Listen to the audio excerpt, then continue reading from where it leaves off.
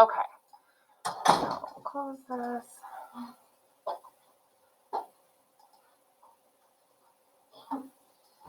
Why will it not let me present? There we go.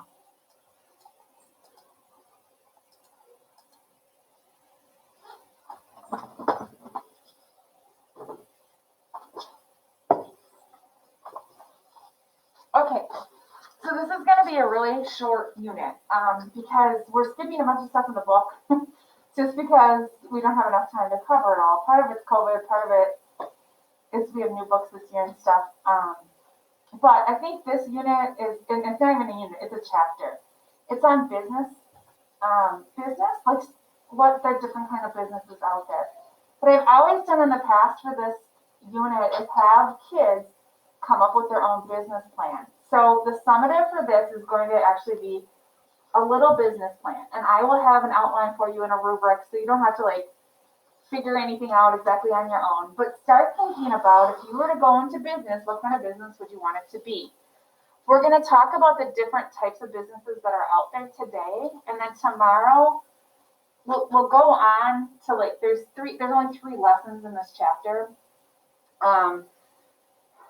I forget what tomorrow's is. I know on Thursday we're doing nonprofit organizations. But what I want you thinking about is something you could do in the future. Now, it could be that you're starting your own small business. It could also be that you're working for a large corporate business. So almost everything that you guys will do someday will be some type of business. If you work for fast food, that's often a franchise. How do you make money working for fast food? You own the franchise. You work your way up and you own a franchise. Can money be made during doing that? Absolutely. You can own your own business. Like I have a small photography business. So that's just me. It's in my name. I don't make a ton of money because I just do it on the side. So just think about maybe what you want to do in the future. You know, as a teacher, I work for a nonprofit. So a school is not really a business. It's a nonprofit organization because schools don't make money. But it is still type of a business. When you think about our superintendent, when you think about the biggest businesses in Monroe, I think the school district is the 3rd largest. Swiss Colony is obviously the biggest. The clinic, I think, is the 2nd biggest, and then the school district. Because our superintendent has almost 300 employees that work underneath him. So when you think about that, that's a really big job, actually. I would not want his job. No way, no how. Plus, he has to answer to every student in this district and all the parents in the district. So even working for a school, if you were to work in the business offices, is a business. So just start thinking about what you want to do in the future. And when we do the business plan the next couple days, it'll make a little bit more sense. And it's going to be very, very basic. It's just so that you start thinking about all the things when you're talking about economics that are involved with working in a business. So let's just look at this one. I'll read it because I know it's kind of hard to read for you guys here in the classroom. At home, just follow along. So Samantha sells homemade cupcakes on the sidewalk in front of her house as a sole proprietor. She does all the work, makes all the sales, keeps all the profits.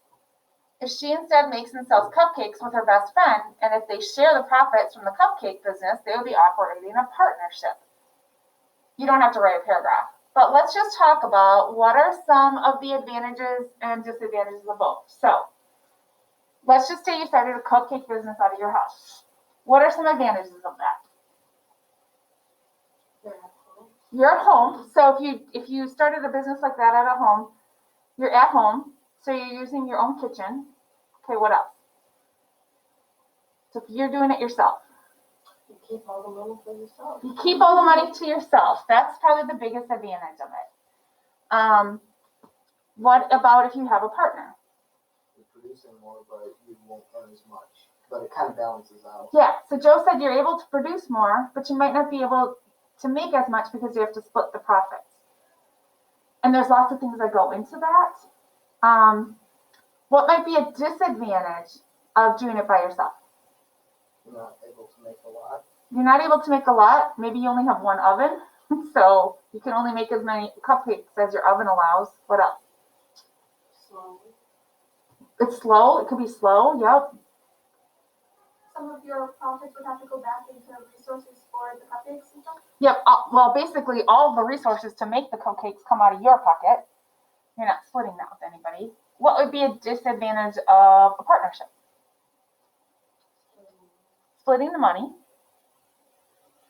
What happens if this week you're not getting along?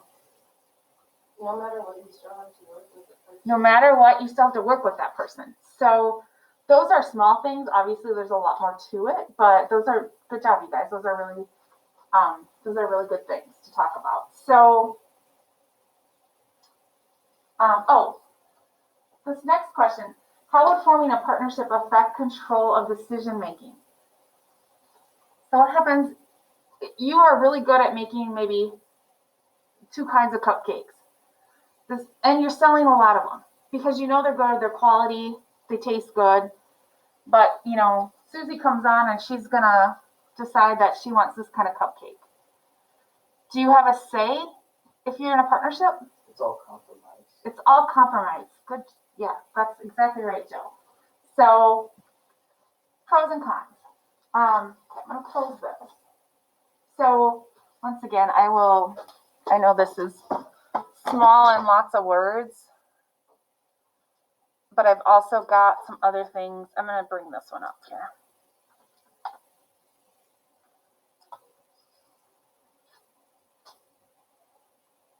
Okay. So when we're looking at the different businesses that we're looking up today, corporations, partnerships, sole proprietorship. If you guys look here, if you're looking at organizations in the U.S., that's this first one. What percentages of businesses are sole proprietorship? That's just one owner.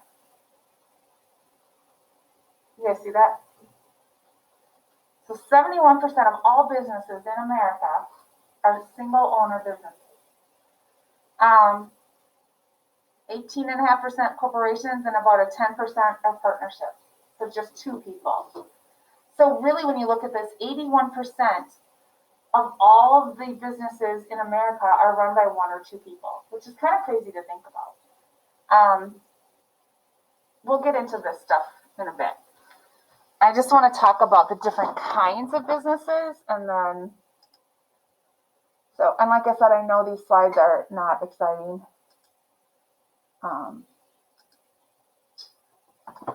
But if you guys do take notes from your slides, these are perfect because they give you all the definitions. So I'll make sure that these get up in Schoology.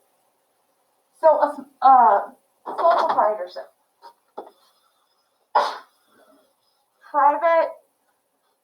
Privately owned by 1 person. Do you guys know of any sole proprietorships here in Monroe? Mm-hmm. Who do you know? Mad Charlie's. It's right down the street from my house. Mad Charlie's. What do they do there? Coffee shop. Oh, the coffee shop. Yeah. Okay, so Mad Charlie's is owned by 1 person, so that person keeps all of the profits. They do have employees. It's a family-run business. So I'm not sure if that's considered a sole proprietorship or not. It might be a small business, which is a little bit different.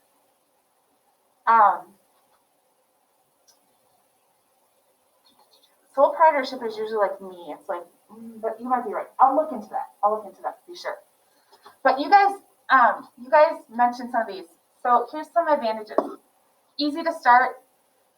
Basically, all you need is a license and you pay a fee. So when I started my photography business, I went to the courthouse. I said, how do I do this? They said, you fill out this form, pay $10, send it in. What I'm doing as a photographer, there's no, I don't need a state license like I do to teach or to be a school psychologist. I had to have licensing to get those to be able to be certified to do those things.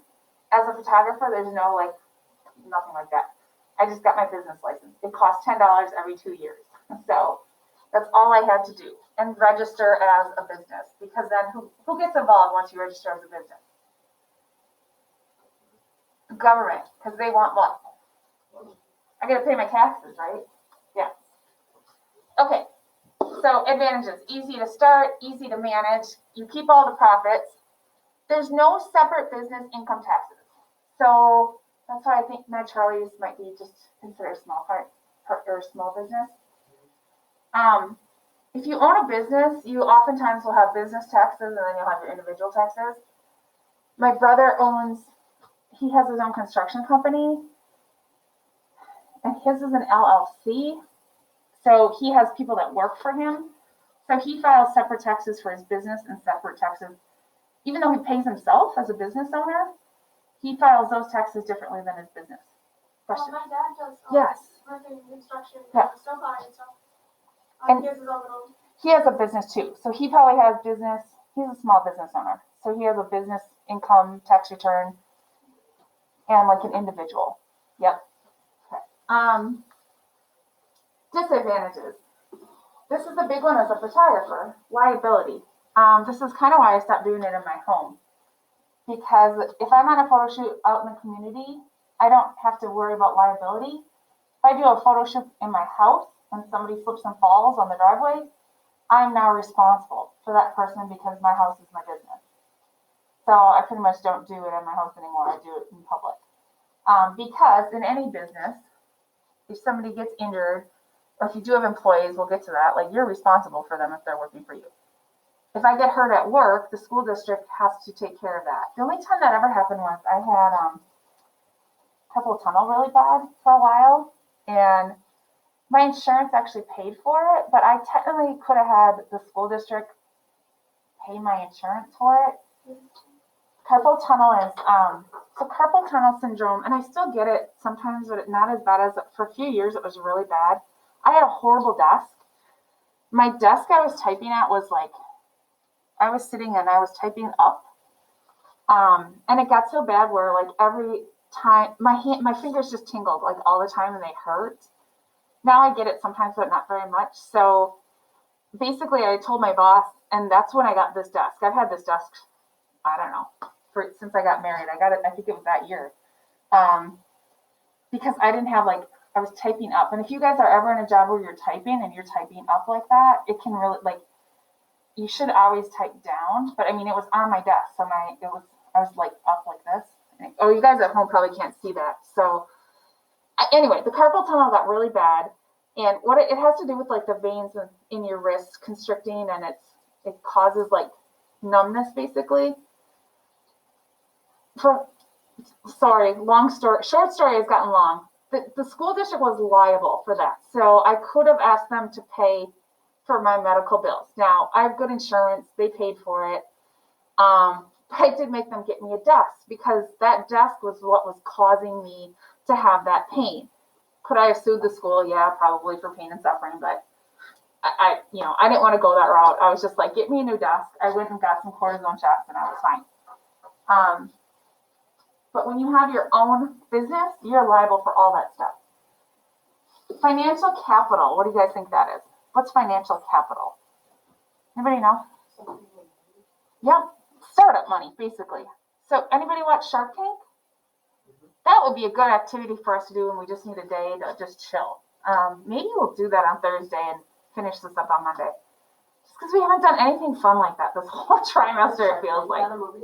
Shark Tank? No, it's a show. It's on every week, and basically entrepreneurs come on, and they try to get these really rich people to fund their small businesses. Yeah, and sometimes the ideas are really good, and sometimes they're really bad. So, and some of the businesses are now multimillionaires, and some of them, they die after the show or whatever. So, anyway, that financial capital piece can be difficult if you have a lot of overhead. Cupcake business. If you want it to grow, eventually, what are you going to have to do? Expand somehow, get a bigger kitchen, something like that. So, or you can rent out space sometimes in bigger cities where you have more ovens and things. Okay, so it costs more money. If you don't know a lot about management, it can be difficult to make sure that you're keeping track of everything. Qualified employees. Okay, back to the Mad Charlie's Cafe. I guess you can't have employees if you're the only owner. Okay. All right. So sole proprietorship, one owner makes all the decisions, pays all the bills, gets all the money. All right, partnerships. That's our next kind. Like I said, I'll get this out for you guys. are owned by 2 or more people. They may be general or limited. Once again, like a sole proprietorship, they're usually pretty easy to start out. But this one here, drawing papers to specify arrangement between partners. If you guys ever go into business with somebody, I don't care if it's your brother or your husband or your wife, make sure that you have actual physical paperwork where in the business it's divided between 2 people. Because even if you're married, what happens if you get a divorce? Yeah, and Wisconsin is a no-fault state, so Wisconsin would be split evenly, but there's still legal things with that. So always make sure if you go into business with somebody else that there's something legal behind it so that they can't run off with all the profits. Just like sole proprietorships, there's easy to manage. There's no special taxes on it usually. They're efficient generally. So disadvantages. Each partner is fully responsible for the other partners. So let's say you own a construction company like your dad does. And let's say he's in a partner with somebody else.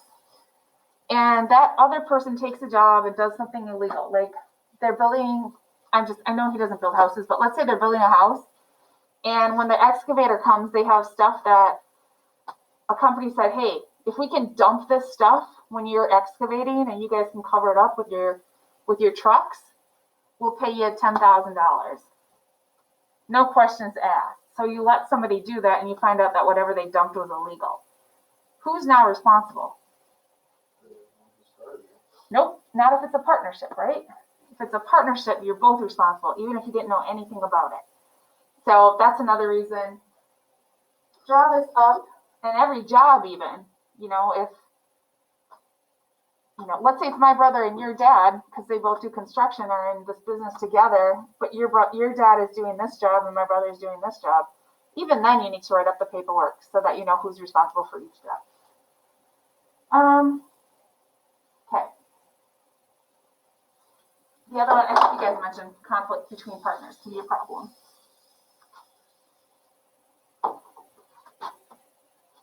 Okay, corporations.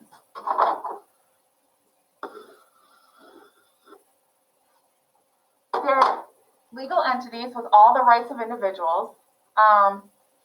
They file permission to form from the national or state government, which grants a charter specifying the number of shares or stock that may be sold. So corporations are things that you see on the stock market, and they can start really small. Generally, there's a lot of investors involved. Stock may be common or preferred. Advantages. It's a lot easier to raise money when you have a bunch of people starting a corporation who can all put in financial input. There's limited liability for owners because generally there's a board of directors that oversees everything. So each individual partner might not be, or each individual owner might not have as much liability overall. Unlimited life, ease of transfer of ownership because not one person owns it. It's easy to buy in and get out. Does that make sense? You guys know what I mean by that in business? Okay. Disadvantages is you get taxed double. So the corporation gets taxed and the individual gets taxed. The shareholders, so if you sell stock, have a little say in how it's run. And once you get to be a corporation, the government gets even more involved. If you are thinking that someday you'd want to work for a corporation and we're thinking about, oh, this is what I want to do, it would be in a corporation for the business plan. One of the things I'm going to be looking at, you guys being able to say what's advantages and disadvantages.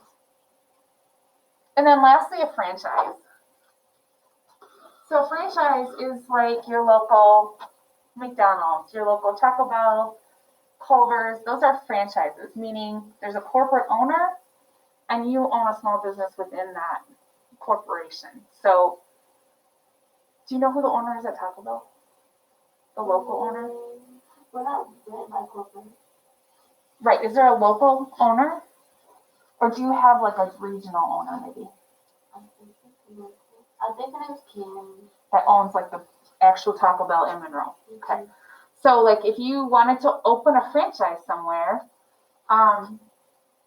the things that you get for free would be national advertising, access to the product line, professional advice, I know you guys have like a regional manager that comes and checks to see that you're doing things right, because I know that's something Austin would like to do maybe someday. He talked to me about it.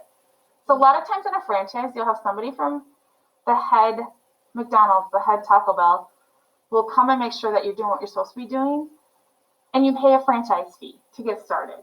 So, or it's probably a percentage of your profits that you have to pay every year to keep your McDonald's or to keep your name as Culver's or whatever. But from that, like, do you have to individually advertise for Culver's? No, like those commercials that you see on television, those are paid by corporate. So there can definitely be advantages to opening a business like that and not having to pay a lot of overhead as far as advertising and things like that. They include the ability to expand the business without financial risk, the income brought in by the initial franchise payment and monthly royalty fees, and a franchise who is highly motivated to make a franchise work. So you pay monthly franchise fees. So you pay a monthly fee, but then the rest you keep as profit. So I think the book, those are the 4 big ones it talks about. There are lots of different kinds of businesses, but most of them fall under, private businesses fall under those 4 headings. There's some differences and things out there, but those are the ones for what we're going to do for an assignment we'll talk about tomorrow. And then, like I said, we've got nonprofits and, just looking at business growth. Do you have any questions? This stuff is pretty basic. Like I said, it's mostly definitions and then pros and cons. I'm going to go back to this guy. Oops, where did it go?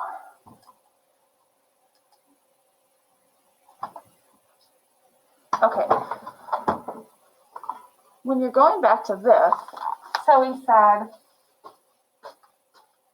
sole proprietors make up 71% of the business, only 4% of the sales in our nation, though. So which entity are most sales coming from?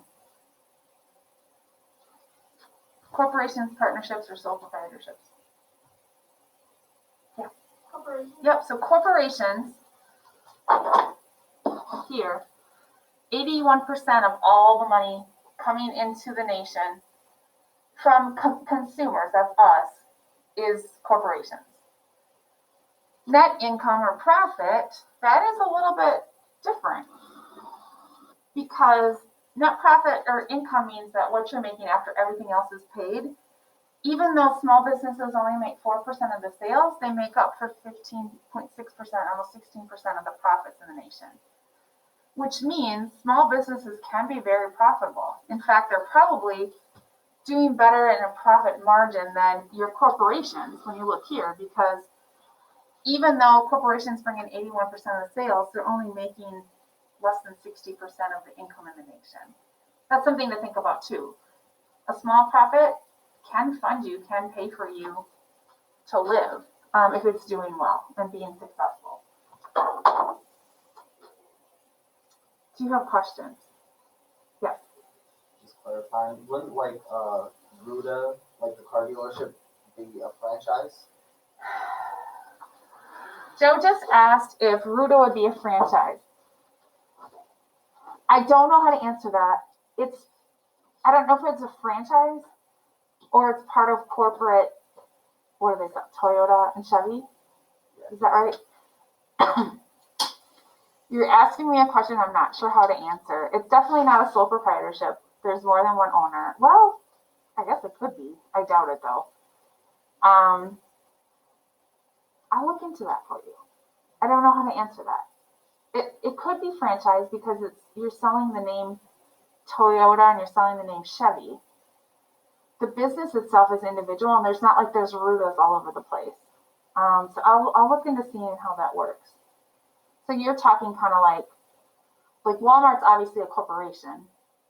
But if you have a smaller business like Ruda that's just in Monroe, but they have corporate sponsorship like Toyota or Chevy, how does that work? I'll find that out.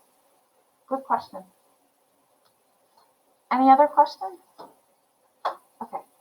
So I'll let you guys at home go for the day. I'm going to put the PowerPoint up in Schoology just so you have it So that if, like I said, it's good for notes because for this chapter, there's just a lot of definitions to know. And then tomorrow we'll start working on just this very small business plan. Maybe tomorrow would be a better day for Shark Tank because then you can get some ideas of like things that are out there and how people start small businesses. So maybe tomorrow we'll watch, not a whole Shark Tank because they're usually an hour, but we'll watch part of a Shark Tank. We'll talk about it a little bit. I'll give you the outline for the business plan. And like I said, that's going to be your summative for this unit. Is going to be being able to come up with a small business plan for starting your own business, opening a franchise, or you can pretend that you're starting a corporation with other people too. It doesn't really matter to me how you do it. It's just so that you understand the concepts behind it. Okay. All right. So